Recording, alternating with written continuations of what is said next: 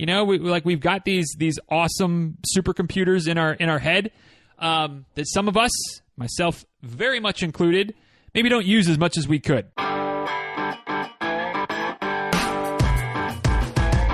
Episode 979 of Diz Runs Radio is a quick tip, best of ish edition. Today's quick tip: a few things to keep in mind when running in the dark. So today we're our little best of ish situation takes us back, all the way back. Gosh, some almost 5 years from now. Episode 331, back to November of 2016, talking about running in the dark because. Newsflash, spoiler alert, it's that time, at least for those of us in North America, or at least the Northern Hemisphere. Let's not ignore our European friends or our Asian, folks over in Asia who are north of the equator. But this time of year, as we're getting into the fall, the days start getting a little bit shorter, the nights start getting a little bit longer, and maybe some of your morning runs, your evening runs that during the summer months were in the daylight, pre-dawn, or I'm sorry, post-dawn or pre-dusk. Now it's getting a little bit darker. And for those of you that are listening down under, just save this one until till April and dust this one off because it'll apply to you then. But running in the dark is starting to become just something that's going to happen for a lot of folks because of again the seasonal swings of daylight, and daylight savings time is going to end for some of us before too much longer, which is going to cramp the situation even more, especially if you're an afternoon, evening runner. And so there are some things that would be wise to keep in mind, some safety things and some predominantly safety tips when it comes to running in the dark that it's always, I feel like it's always a good reminder. Kind of like it's always a good reminder to have the things to remember in the summer as far as hydration and heat illness and things like that. Maybe a good idea to always have some tips about running in the dark when it's this time of year and the nights are getting longer. So a few things to keep in mind. And again, the show notes for today, more or less copy-pasted, dizruns.com/979. But the audio, I don't know, maybe it's pretty similar to from 5 years ago. Maybe it's completely different. Who knows? But a few things to keep in mind this fall/winter for those of you that get outside, no matter what time of day it is, no matter how daylight it is, some things to keep in mind. So bring your own light. I think that's first and foremost for a couple of reasons. One, it's definitely helpful, if you're running on some type of uneven sidewalks or, roads, things like that, to just make sure that you can see what's going on the road. Are there little cracks in the road, a little pothole, a little whatever, a stick, whatever. Any of those types of hazards that could cause you to trip, could cause you to stumble, fall. Last thing anybody wants is to a trip and fall, and then some type of fluky, broken collarbone situation, right? So bringing a light is a pretty good idea to just make that part of the routine, whether it's a flashlight, whether it's some knuckle lights, whether it's a headlamp. I mean, whatever works best for you, having a light, kind of a good idea. Says the guy who runs in a neighborhood that's dark every morning while he's running and very rarely, if ever, carries a light. Except for my math test. I take a light for my math test because I'm running around one of the lakes in our neighborhood that doesn't have any lights on it. But, when I'm in the street lights, I just kind of don't take a light very often because I can see. So if you're in that situation where you're like, yeah, Diz, like I get it, but like where I run, it's in the park, it's on the street, whatever, plenty of street lights, I'm good. I would still encourage you, again, to do as I say, not as I do, and bring a light for you because the safety benefit of the light isn't just so that you can see what's going on the ground in front of you and avoid tripping and falling. Maybe the bigger benefit or the bigger safety thing is to make sure that anybody that's driving can see you. Because as I kind of make light of this, but I don't mean to, but it's just the facts, right? Cars, humans, cars, runners. The runner doesn't win ever. So when a car collision happens with a runner, a lot of times it's because for whatever reason the driver is not able to see the runner. Sometimes it's because they're looking down at the phone. A lot of times it's just because non-runners don't realize that some of us are fools and we get out there at 5 o'clock in the morning or 6 o'clock in the morning while it's still dark and we're getting our runs in. Like they can't comprehend that idea. So when they're driving, the last thing that they're doing is looking for runners crossing roads or running sharing the road. So have a light. Have one of the glowy dark vests, the Knox gear types of situations, headlamps, flashlights, whatever. Anything that you can do to make yourself stand out, make sure that the driver gets the driver's attention. They may not even realize you're a runner, right? But they're just like, what the hell is that thing over there on the side of the road that's kind of moving around? I don't know, but I'm going to move. Oh, it's a person. Hopefully, they're not a jerk. They move over a little bit and give you plenty of safe passage. So having a light when you're running in the dark, good idea.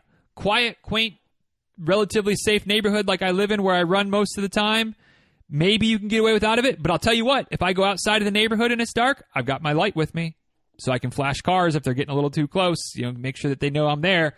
So I do sort of practice what I preach on this one. But when in doubt, run in the dark, definitely have a light with you.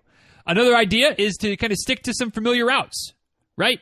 If you're normally running the same area, the same location, you kind of can get comfortable in that area. People get comfortable seeing you. You're just less likely to run into a bit of a sketchy situation.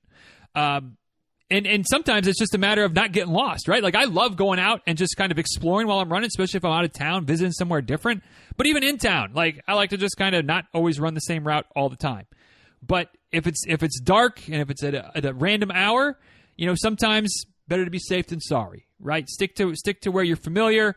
Stick to where you're not worried about running into an area where all of a sudden there are no street lights, and because you normally run where there's street lights, you don't have a light with you. ... Bring a light. But running in familiar routes, like that's just like maybe that's a good idea anytime, depending on your level of comfort with being in some different parts of town or some different areas.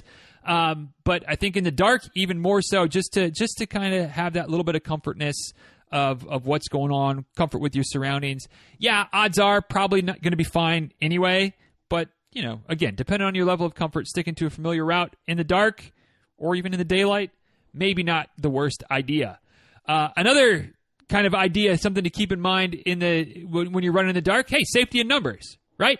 If you've got some friends that can go with you, a little bit of a running group, not only does that make the run a lot of times more fun, having that social dynamic, being able to chit-chat a little bit, but also, just kind of being able to have a little bit less likely that something's going to happen. And just when there's more people, more eyes, more witnesses, more ability to get help if something does happen.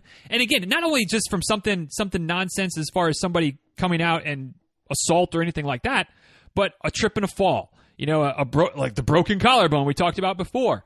If you've got some people around you, some again safety in numbers situation, like somebody can stay with you, somebody else can go get help. Or obviously these days you got your phone with you probably, but still nice to have somebody with you. They can take care of calling back home, whatever the case might be. Just nice to have a few people around in case something does happen, or maybe it's not that bad that they need to call for help, but like can help you hobble home or can run and get the car and they can come drive and pick you up, just whatever. Having a few people around, not a bad idea, especially when you're running in the dark, just to have that extra little bit of safety situation going on. When it comes to headphones, and again, this is kind of just a general safety tip in general. Why did I make this a safety tip about running in the dark? But if you're listening to headphones, maybe having, whether it's some aftershock so you can still, or other type of bone conducting headphones, so you can still kind of hear what's going on, even with your podcast going on or your music or whatever. Or if you're using, AirPods or other type of wireless earbuds, you're like, hey, just put one in so you can still hear what's going on. Again, you can hear cars that maybe aren't paying attention. You can hear if somebody's approaching you, some other runner coming up, so they don't startle you. You're just like, oh, you hear that this runner's coming? Like, oh, hey, good morning, how's it going on? And hopefully that person's going to let you know they're coming up behind you, but you never know. But just being able to hear your environment, hear what's going on. I know for some that's the biggest argument is to just not wear your headphones at all. I mean, again, comes to your level of comfort, your level of how safe you feel in the area. Again, both just the area itself and just in general, being able to hear a dog that comes out, that somebody lets their dog out at 6 a.m. because I don't need to put my dog on the leash and take him for a walk, because who in their right mind is out at this hour of the day? Well, runners, and non-runners don't think about that type of stuff. So all of a sudden you hear the dog coming at you, or you hear the owner going, hey, well, Fido, what's going on? But you got your headphones blasting to probably not to this podcast, but whatever you're listening to, you don't hear it. Now you got a dog situation going on. Just being able to hear, being able to be aware of your environment, not a bad idea. And last but not least, one of the last things, just to be safe is letting people know where you're going. Again, whether it's dark, whether it's not. I guess these are really more safety tips for just in general, but even maybe more so, I guess, in the dark. But just letting people know where you're going to be. And again, maybe you don't have to have the exact route planned out. And again, this is something that I'm not very good at. Like, I just tell Rebecca, like, hey, I'm going, whatever. Like, there's a few places that I might go. But like, am I going this way or that way? As far as like, there's kind of like two main routes I go if I take a long run by myself. They both start out the same. They both end the same, of course, back at the house. But like, one is kind of through town. One is kind of through maybe not town. So maybe letting her know, just in case I don't show up, if she's got to come look for me, which area might be best, or at least, to send out the search party. Letting people know where you're going, not a bad idea. Not a bad idea. Even if it's familiar areas. If you're running somewhere different, just, hey, this is the general direction. And again, if you're really wanting to take it to the next level, a lot of the different watches, road IDs, things like that have ways where might cost a little bit extra, but sometimes the peace of mind is worth $5 a month to have, like the digital tracker on your watch or things like that. So you can set that up with your spouse, partners, friends, whatever. Hey, I'm heading out. You click the button on your watch and it tracks you while you're going, and it sends alert if you stop running, if things go sideways, things like that. So just having that communication of where you might be, not a bad idea. Not a bad idea, dark or otherwise. But the biggest thing, and this is definitely the last thing, that I feel like when it comes to being safe, whether you're running in the dark, whether you're running in the daylight, but especially in the dark, is to just think. Just use your brain. We've got these awesome supercomputers in our head that some of us, myself very much included, maybe don't use as much as we could. So just make smart choices. Assume that the drivers aren't going to see you, right?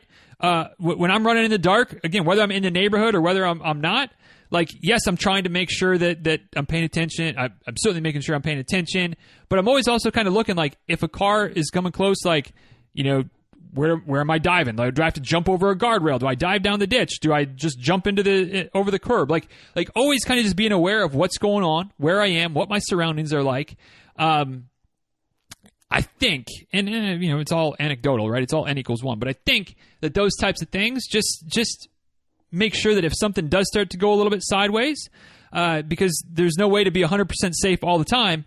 But like, if something's off, hey, we've got options. Knowing where you're running, as far as like, are there a bunch of 24-hour businesses? Is the Denny's there, and the IHOP, and the gas station, and things like that you can run into if you're feeling off, or if you just need to use the bathroom or whatever. Just kind of thinking, planning, being a little bit prepared for something, not totally just off in your own little podcast world, which sometimes I'll get there too.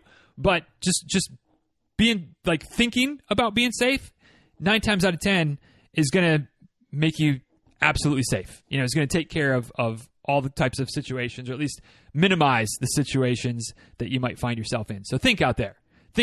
And what does thinking look like? It looks like bringing a light if it's dark, sticking to familiar routes, maybe having some safety in numbers, being aware of your environment when it comes to not blasting your headphones, and last but not least, communicating, letting people know where you're going to be, just in case you don't show back up on time. They know how to look for you. And again, these days with cell phones, I feel like back 5 years ago, I had a cell phone, of course, but like maybe it was a little bit less common to run with it. These days, like, you've always got that as well. So, just having your phone with you, being able to communicate what's going on if something does go a little bit sideways, that'll help you as well. So there you go. Little trip down memory lane, some things to think about when it comes to running in the dark, staying safe, because it's getting dark. Getting dark earlier, staying dark later. So running in the dark is something that's happening for a lot of us these days. So be smart out there. Be safe, all right? And that's that. So what did I get right? What did I get wrong? What do you disagree with? Let me know. At DizRuns on Twitter, at DizRuns on Instagram. I'm also DizRuns@gmail.com. You can also head over to the show notes today, which, again, more or less copy-pasted from 5 years ago. Although I will say, I'll give myself some credit. These notes aren't bad from 5 years ago. Some good memes, some good GIFs, a little trip down memory lane, if you will, at DizRuns.com/979. You can also scroll on down past all the nonsense to the comment section and leave me some feedback there. You can also leave me a little comment on YouTube if you're watching this there. But one way or the other, make sure you stay safe this fall. Make sure you stay safe this winter. Make sure you stay safe frickin' spring and summer too, right? Like, just be safe out there. That's always the most important thing for every run. Be smart. Think. Use your brain. Be safe. And until next time, y'all, be well. Take good care. Thanks again for listening. And we'll talk soon, all right? See you.